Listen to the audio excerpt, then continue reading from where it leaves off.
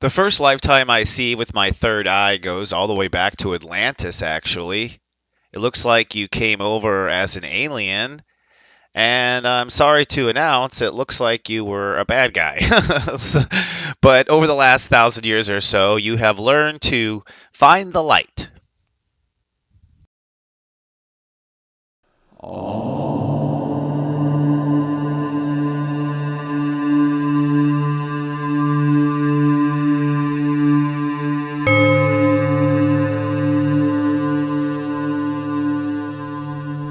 Hello, my friend and earthly neighbor, and welcome to the fourth week of February 2017. This week, I coin it as Navigating Our Karma. That's typical of a Pisces transit, but this year, Sensei says, you'll be cutting away from old karma and emotional baggage that you were born with. From my smartphone to yours, keep streaming for your weekly Namaste Today.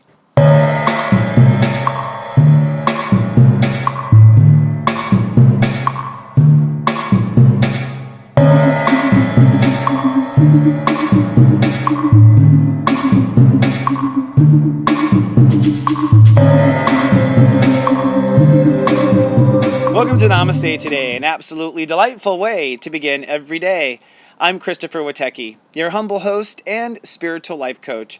Welcome back, my friend. Namaste. This week we move into the sign of Pisces, and Pisces is the human state of awareness known as our subconscious. It is the channel in which our psychic information comes through. It's the channel in which our past life information comes through. And in this particular cycle, I see us reaching new spiritual heights. But that's also because we have to cut the spiritual bottom. So I predict many of us will be trimming or stepping away from the karma we were born to. In our episode of this week, I'll talk about how the days play out. And later in tea time, I have a special segment on how to deal with unattended emotional baggage. But first, let's take a look at the week's moods and your zodiac weather. This zodiac weather is for Monday, February 20th to Friday, February 24th. Looking at the 5-day moodcast, Monday and Wednesday will be the hardest days of the week, and Friday will be the sunniest. Let's drill down. On Monday, it's cloudy with a chance of storms as emotional high tides will rise and the first wave of karma may come in. On Tuesday, sunny and focusing, kind of getting your grip with reality and opening up to new possibilities. On Wednesday, though, cloudy with a chance of more storms, potential breakdown, and a real wake-up call. Then Thursday, it is cloudy, introspective, and pensive. You'll be processing what the last 4 days were all about. And then Friday, I predict sunny and cool. The sun will come out to play before the eclipse weekend. Well, friend, after this week of going up and down, we're going to end with a solar eclipse, which is a blessing from the universe to make things heal. In the segment of this week, I'm going to talk about how to get through the week and prepare for the eclipse.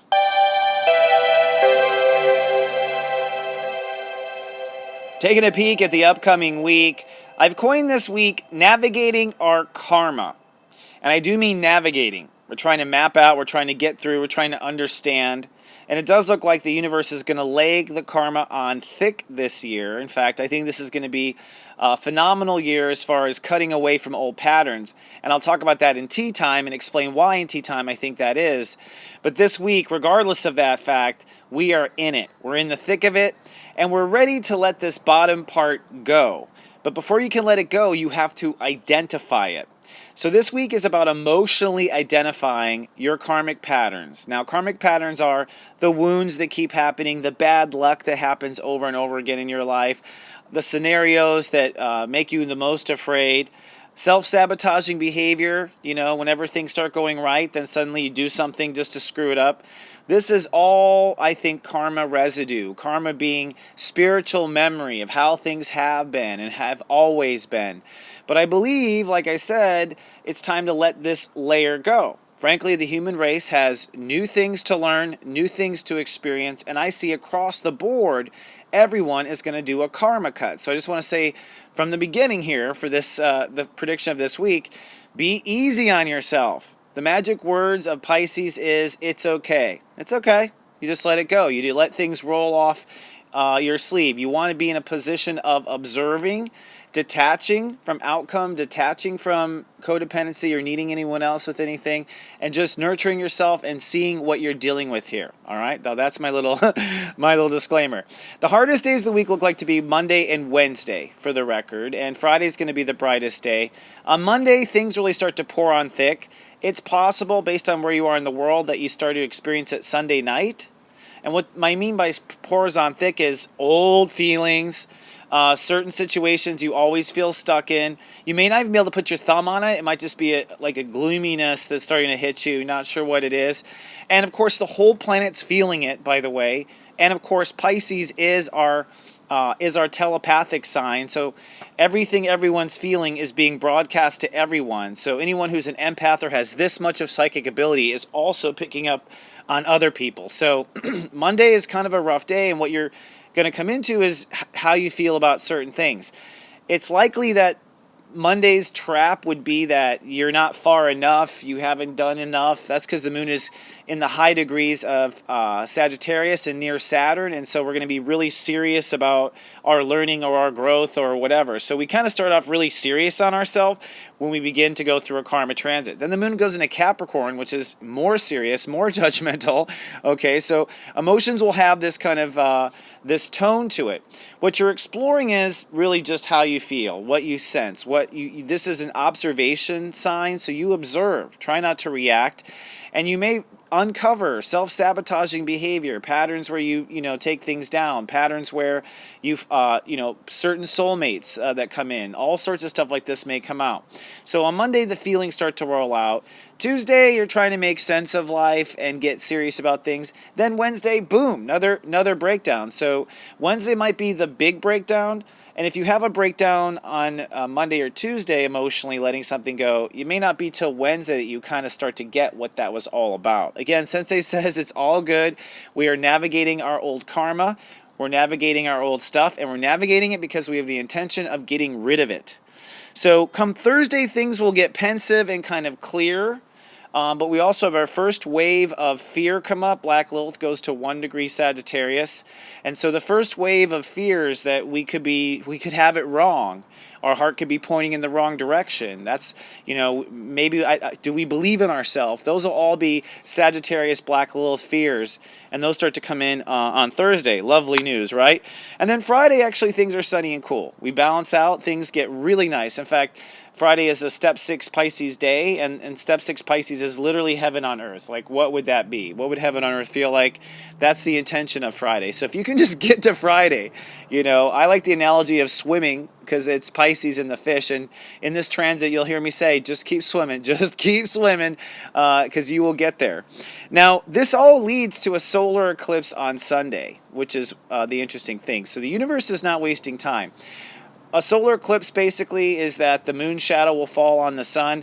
What it does is in this new moon, sun-moon conjunction, is it creates a triumphant energy, in this case in Pisces at step 8. And so what that means is there's going to be this big energetic decision, this big energetic corner. And I see this as the human race will feel like it's turning a corner. You will personally feel that way, and the human race will start to feel that way too. Now, people may project onto this corner Donald Trump. They may project on the corner into the world. I mean, people will project on this corner lots of things. The point is it's a significant, true corner. The point is that I think what we're going to do is this whole week navigate karma, figure out what it is. And on Sunday when we have the solar eclipse, it's like, you know what? I am done with that. And there's some times when you say something like that and you mean it, and in fact is the last time.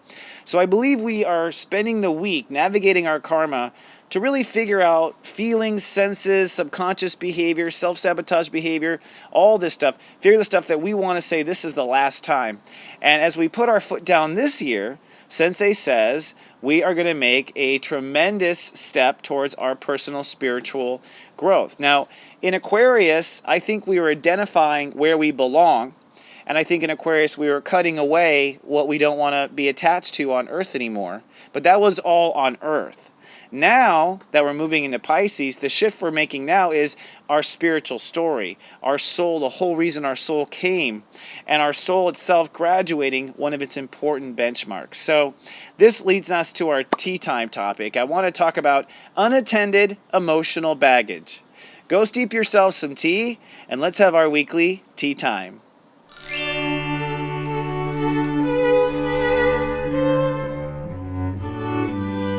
Hello, my friend, and welcome to our tea time. Today's tea time topic is unattended emotional baggage. And of course, I came up with that term when I was at the airport. Every time they say, do not leave unattended baggage, I always think to myself, unattended emotional baggage, which is our karma. That's literally what karma is. I believe that we live many, many, many, many lives, and we come back over and over again. And I believe that some lives we actually remember during a current lifetime. And there's a reason for it. It's because we're bringing up this part of our story. We're bringing up this part of our character. We're trying to work out oftentimes wrinkles or emotional traumas that happen in our spiritual history. And so we bring them back up. We bring these themes back up. We reawaken ourselves. I think it's very specific which lifetimes we reawaken to, because I believe we've lived 900 lifetimes at least. To remember 2 or 3 where you were burned as a witch or something like that, that's very significant because you have so many to draw from. You were remembering these certain ones. Now, in an astrology reading, I can certainly tell now by this point in my professional life that where a person's past life stories that have been awakened are, like what the stories are that are definitely present in this life and definitely working as part of your character underneath yourself. Now, I think these past lives literally are us diving into our past life personalities, remembering these past life personalities. And when you remember these personalities, you're doing it because you want to work through a wrinkle, you want to work through some sort of a spiritual trauma, but you also are awakening your talents. So a lot of talents, we spend a whole lifetime develop, like let's say a writing skill, or a whole lifetime developing speaking in front of audiences. Okay, like that was a whole nother lifetime I got good at this. That's why I was a natural when I jumped on or I started talking to people, because I'd already done it and my soul remembered it and felt that. So this week we are going to be doing some clearing of our karma, and I believe this is the karma we were born with. I believe this is a big clearing. I mean, we clear every time the sun is in Pisces, frankly, and take a layer off. But I'm going to describe why I think in this particular year we are cutting some deep stuff that we were likely born with. I think a lot of us, no matter what age we are now, we're born with a lot of subconscious issues that we wanted to work through, we wanted to clear, we wanted to become comfortable with ourselves. And I believe that this season is a season where many of us are saying, okay, I'm done with that. I'm done with that karma I was born to. I'm ready now to move on. What's past this? What's past this moment of always living in these kind of certain vibes? So this week, I think the universe lays it on thick as far as really reminding you of some of your old karmic, vibrations and ups and downs and patterns. And I believe at the end of the week with the solar eclipse in Pisces, there's this stamp that says, okay, that's it, I'm done with it. And the solar eclipse is an energetic punch. It's a huge amount of energy, which means it's literally almost like putting a peg in the board and having something to hold on to. It just kind of holds that vibration. So step 8 Pisces is going to hold for some time. Now, that said, there's many reasons why I think this is a big year for it, and it really has to do with all the other outer planets. So for you astro nerds out there, you're going to love this. First of all, Chiron is at step 23 Pisces this week, and Chiron is the healer. So Chiron has been slowly moving up Pisces energy for a very long time. It's now at step 23, which means it's now at the point where we're going to change our spiritual story. That's really what I think is going to happen at the end of the week, and I'll describe what I mean by that in a minute. But I mean, we're going to really change our spiritual story because Chiron has healed, really climbed through all these early Pisces degrees and basically been forcing all those past life reenactments in our life and forcing us to face all these old demons. I think everyone's been forced to face this, and I think for a lot of people it's completely private. You don't even know that they're going through it. It's just the way life is. So Chiron is one thing.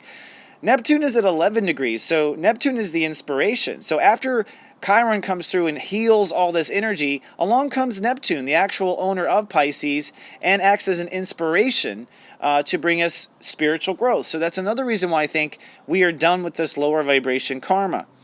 But then there's also Saturn. Saturn's at step 26 Sagittarius. It's conjuncting the galactic center, okay? Which means the universe is saying it is go time. When the Saturn conjuncts the galactic center, which is March 5th and 6th, is when it starts to turn on. At that point, it is go time with the story you were born to live. I talked about in the election time how that was the turning point where we were beginning to turn now to the story we were born to live. Well, in this solar eclipse in Pisces, we are now at the point where this is where we wanted to live. And now by story born to live, I mean, I believe that before we came down, we decided, hey, I want to deal with a lot of our stuff, get through these wrinkles and whatnot. And then I think we said, and then bring on the new fun stuff. Okay, and so I think we are all coming to this final closure now. Aquarius was like, I don't belong here, I belong here. That was our mental kind of mapping on Earth. And now in Pisces, it's saying, okay, I have graduated this whole section of past life stuff and past life inadequacies. I'm done with all that. I want to now bring my spirit to the next level, bring it to the story I was born to live. All right. So Saturn conjuncting the galactic center says, hey, at this solar eclipse, we just happen to be having the bell of God ring. And that is, in simple terms, the galactic center is what everything orbits around. And that means that when we make decisions around this time, it's taking into account everybody's needs everywhere at the same time. So you can look at it kind of that way. It's a fated, fatalistic moment. Pluto is at step 17 Capricorn, and that means that at the same time, the human race is ready to face what their purpose is on life. The human race has healed their karma, has started to inspire new information from their karma.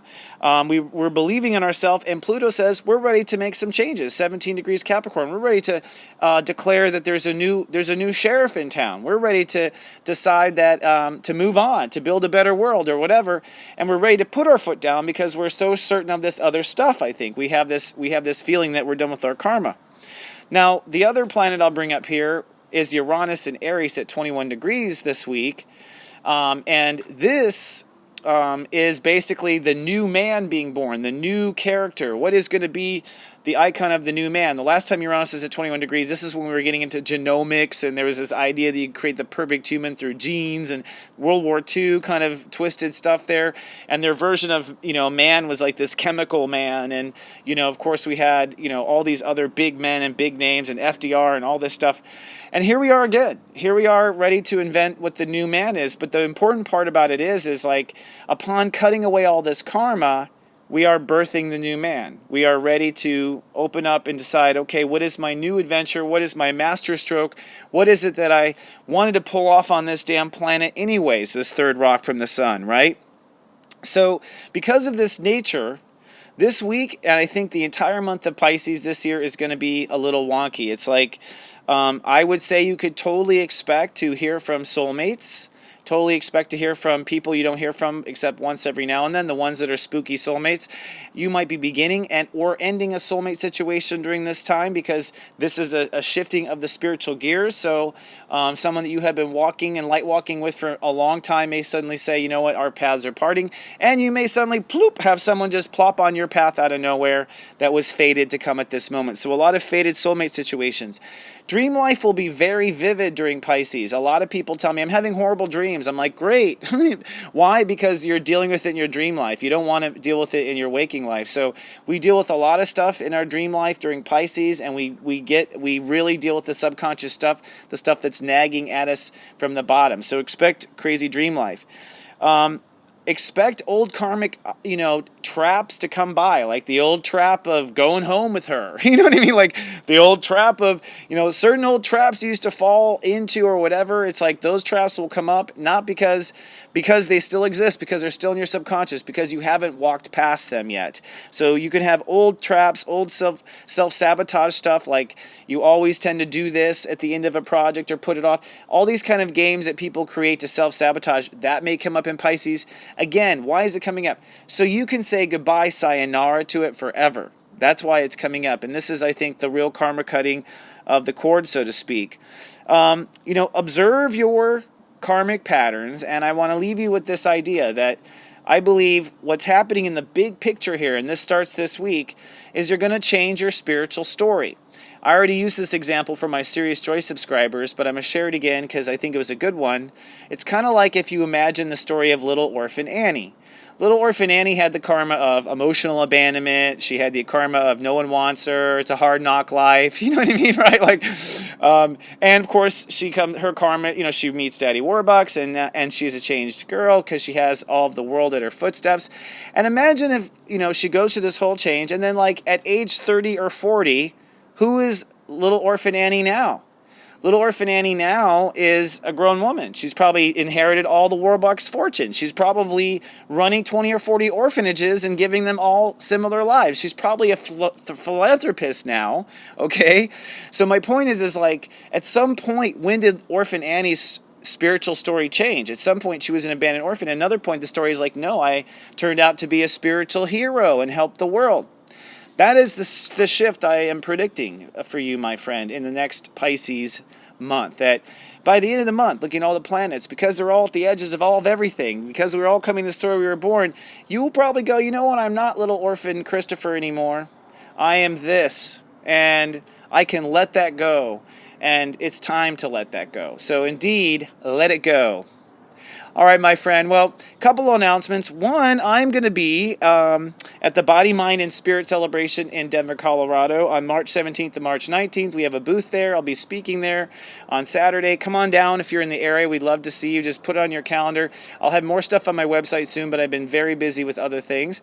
I'm also holding a reading sale right now. If you buy a half-hour reading with me, you'll get a free 15-minute follow-up that you can use anytime, which is great because people always have questions, especially after a first reading.